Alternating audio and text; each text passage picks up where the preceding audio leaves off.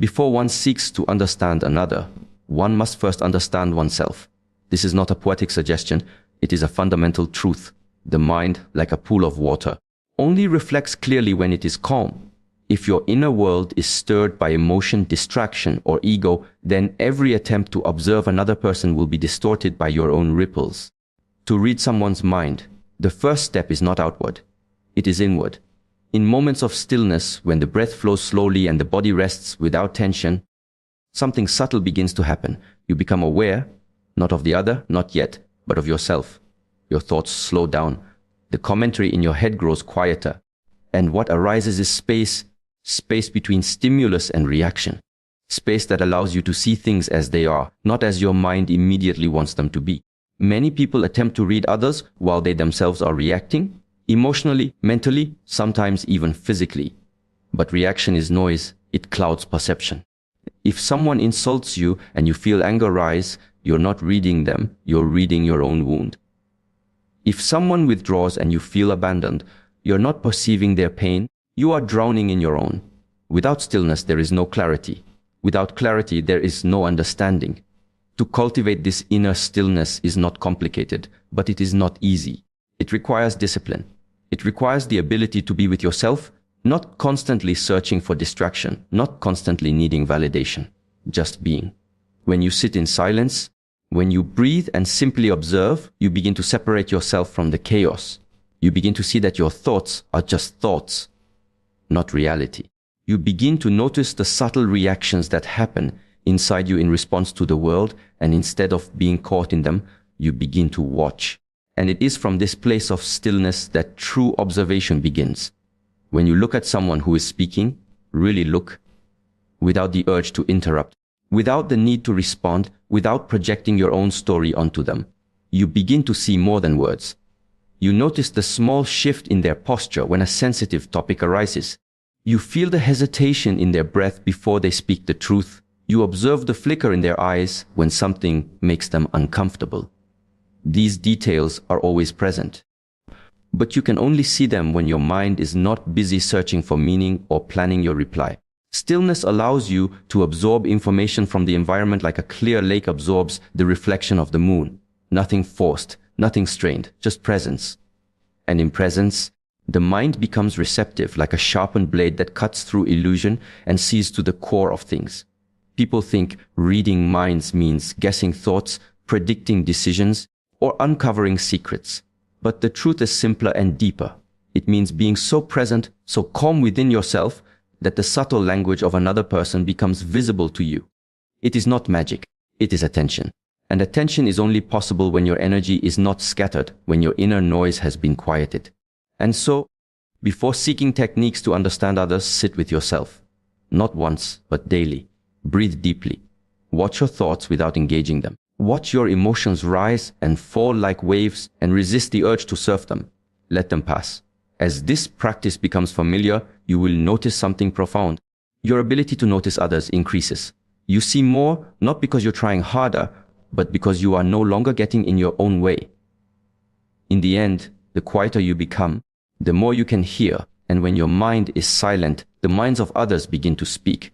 Not with words, but with presence, with gestures, with energies you were previously too distracted to notice. This is where reading begins, not with others, but with the self. In a world that constantly demands expression, speaking often becomes a habit of the untrained mind. People rush to fill the silence with opinions, explanations, defenses, noise. But in that rush to be heard, something essential is lost: the ability to truly observe. If the mind is always projecting outward, it cannot receive. If the mouth is always moving, the eyes and ears lose their sharpness. To understand others, to even come close to reading their minds, one must cultivate the art of observing more and speaking less. When you walk into a room, do you feel the atmosphere before you announce yourself? Can you sense tension in the air without anyone saying a word? Can you notice a flicker in someone's eye before they speak? These signs are always there, but most people miss them, not because they are invisible, but because they are subtle. The untrained eye is blind to subtleties, and the distracted mind overlooks the obvious. Observation begins where speech ends. In silence, your awareness expands. you begin to see details that are normally buried beneath distraction. The tremor in someone's fingers, the tightness around their smile, the way their shoulders subtly shrink when they feel insecure. Words may hide the truth, but the body never lies. And to read a person's mind, it is often not the mouth you need to pay attention to, but everything else. When someone is speaking to you, pause. Not just externally, but internally. Don't prepare your reply. Don't try to fix, to solve, to advise. Just observe. Let your attention rest on their face, their tone, their breath. Let your senses gather the information without the interference of your judgment. Most people don't listen to understand, they listen to respond. If you can drop that habit, even for a moment, you begin to see what lies beneath their words. This is not a game of guessing. It is not about analyzing every movement like a detective. It is about presence. If you are fully present with someone, they will show you who they are. Not because they choose to, but because they cannot help it. Presence draws truth out of people. But presence can only be maintained in stillness, and stillness cannot coexist with constant speech. There is a power in simply watching. It teaches you patience. It teaches you humility. You begin to realize that people reveal themselves in layers, and those layers unfold in their own time. If you push, you get performance. If you wait, you get essence. But waiting requires restraint. It requires you to trust that what you need to know will come. Not through interrogation, but through observation. And slowly, you begin to notice the language that exists beyond words.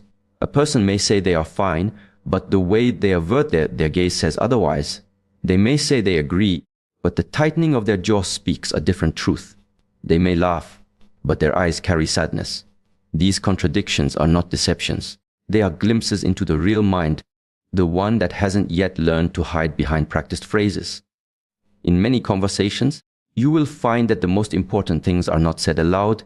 They are hinted, they are implied, they are masked. To perceive them requires an alert mind that is not clouded by assumptions or distracted by its own desire to speak. That is why the discipline of saying less is not about being passive. It is about being wise. It is a way of gathering what others miss. Some people will speak endlessly and still reveal nothing. Others will remain quiet and yet say everything through how they carry themselves. To read minds, you must learn to read silence, to read tension, to read avoidance, to read the tiny inconsistencies between word and gesture. That is the language of truth. So when you sit with someone, be there fully. Observe how they move, when they hesitate, when they light up, when they retreat. Watch how they speak to others when they don't know you are watching. Observe how they respond to pressure, how they handle praise. All of these are windows into their inner world. Speak only when your words add something essential. Until then, observe. Because in the silence, people tell their stories, not with their voice, but with their being. And only the quiet mind has the sensitivity to hear it. Listening is often mistaken as a function of the ears. But to truly listen, to listen in a way that allows you to sense what a person is not saying, requires something deeper. Before, the ears hear sounds, but the heart and the body hear what lies beneath them. If you want to understand someone, if you wish to glimpse the workings of their mind, you must learn to listen beyond words. Words are shaped by culture, habit, defense mechanisms. People speak from filters. What they want you to hear, what they think they should say, what they believe will protect them. But the truth of their mind is not always in the words themselves. It is in how those words are spoken. It is in the pause between sentences. Before, in the tremble just before they respond, in the way their breath shortens when a certain subject arises. When you listen only to what is said, you catch the surface. When you listen to everything around the words, you catch the truth. This kind of listening requires a different state. You are not waiting to talk. You are not comparing what they say to your own experience. You are not judging, fixing, advising. You are simply present as if your whole body were an ear. It's a different quality of attention. Still alert without effort. When someone feels that kind of attention from you, they reveal more. Not because they intend to, but because your presence allows it. Tone is the first layer. Two people may say the same phrase, "I'm fine," but their tone reveals everything. One may sound sharp, defensive, the other hollow and resigned. In both cases, the words are the same, but the inner experience is not. When you attune your listening to tone, you begin to hear emotion underneath language, anxiety disguised as politeness, irritation masked by a smile, uncertainty wrapped in confidence. Then there is rhythm. How someone speaks, how fast, how slow, how uneven. A fast, scattered rhythm might suggest nervousness. Long pauses may signal inner conflict. When a person talks about something painful, notice how their pace changes. When they speak of something joyful, their breath expands. These are not accidents. The body speaks when the mind hides. There is also volume. Some people speak louder not because they are confident, but because they fear not being heard. Others speak softly not from humility, but from the belief that they don't deserve space. Again, words are easy to control, but the body betrays what the mind protects. And then, most important of all, there is silence. What is not said often carries more weight than what is. A person may avoid a topic repeatedly. That avoidance is a message. They may leave something out every time they tell a story. That gap is a clue. To notice this, you must be deeply present, not scanning for flaws or missing pieces, but simply attuned. Before like feeling a change in the wind, you sense the shift without needing to name it. Sometimes the truth comes through the eyes, not the voice. When the words say one thing, but the gaze drifts away or hardens, take note. The body and face are constantly broadcasting. You only need to be still enough, quiet enough to receive. This kind of listening is a practice. It deepens with time. At first, you may only catch moments.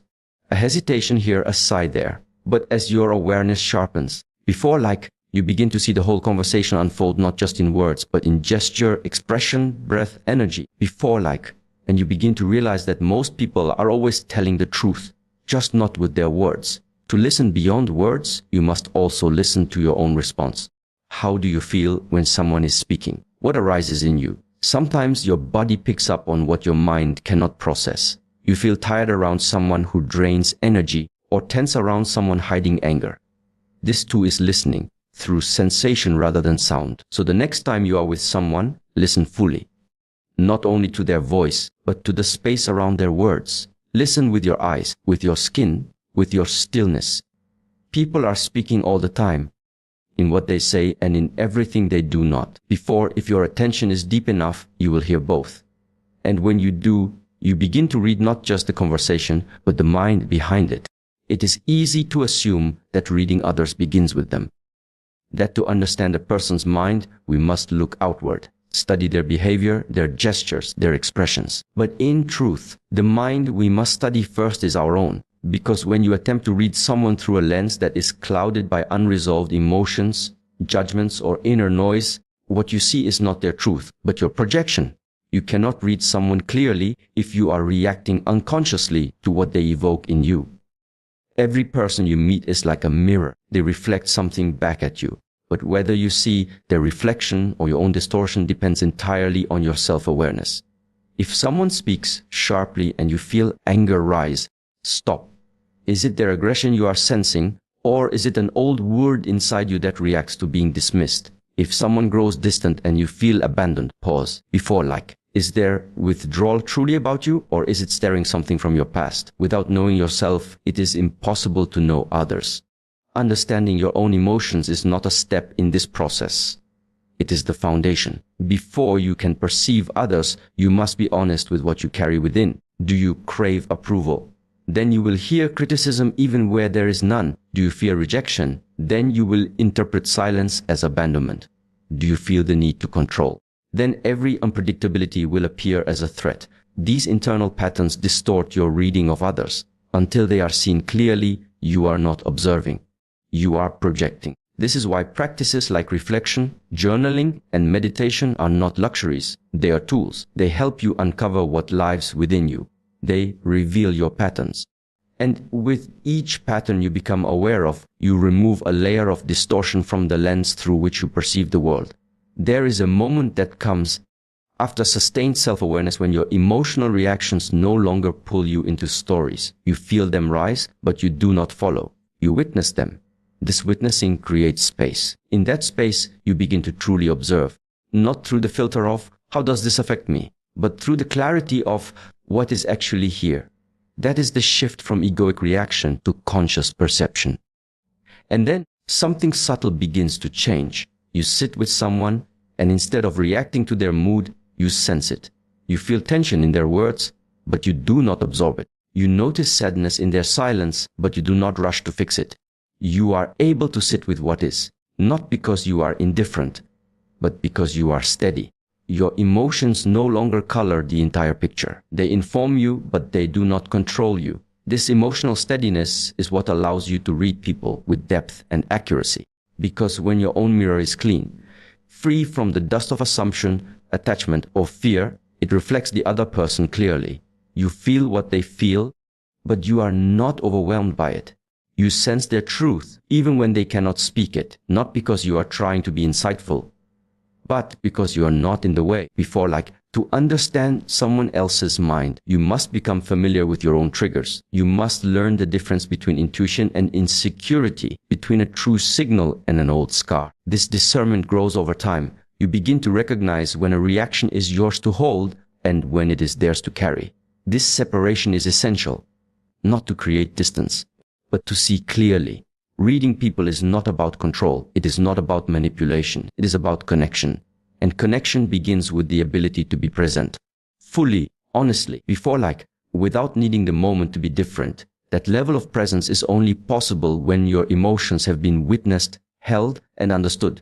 So begin each encounter not by watching the other, but by watching yourself. What arises when they speak? What does your body feel? What thoughts appear? This awareness is your compass. It guides you toward understanding, not by forcing insight, but by removing distortion. The clearer your inner world, the more accurately you perceive the outer one. And when your perception becomes clean, the mind of the other is not a mystery. It is a reflection. In the quiet work of understanding others, it is tempting to focus on isolated moments, a phrase spoken, a glance cast, a decision made. But these moments on their own are like single puzzle pieces. If you try to form conclusions from them too quickly, you risk building a picture that isn't true.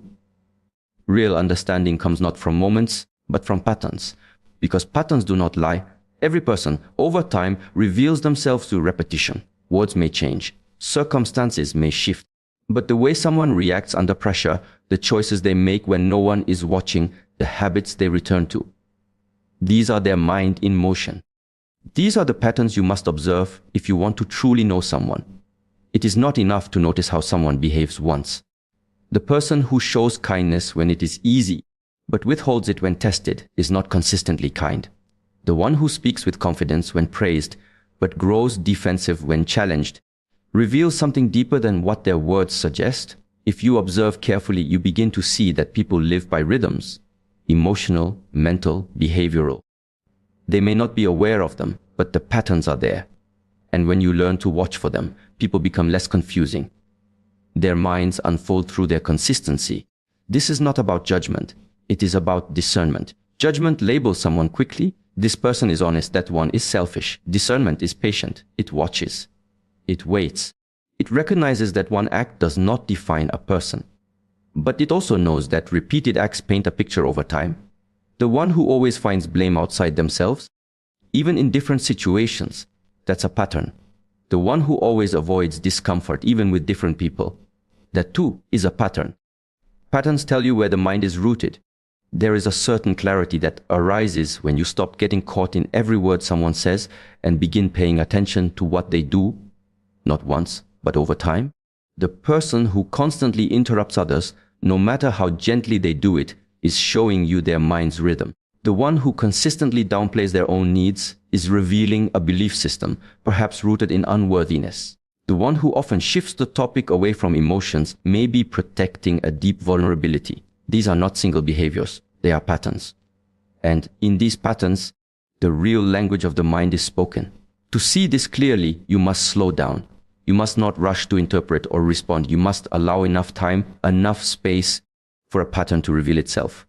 One gesture may be misleading, a second coincidental, but the third, the fourth, the fifth, they form a shape.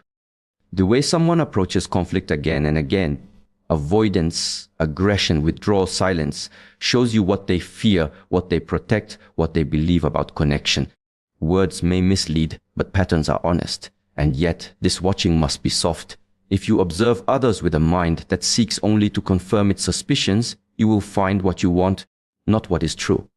The eye that reads clearly must be calm without agenda. It watches not to accuse but to understand. That is the difference between manipulation and wisdom. One watches to take advantage, the other watches to build clarity.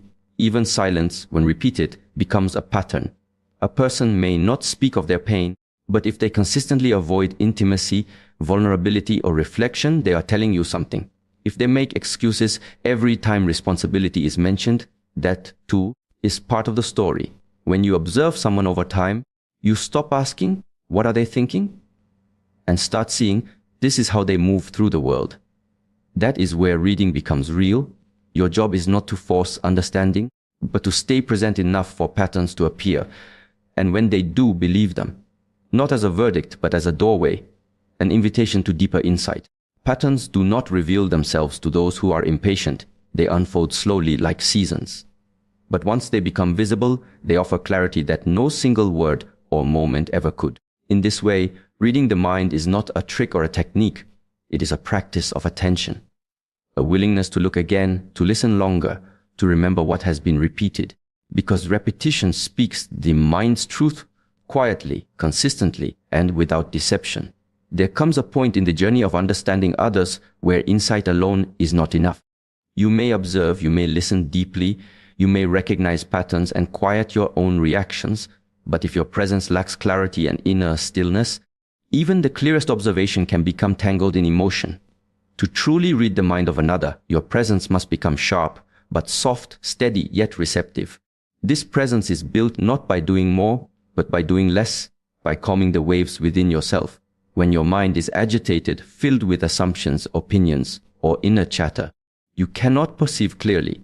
You might think you're seeing others, but what you are really seeing is your own noise projected outward. The more still you become, the more obvious this becomes.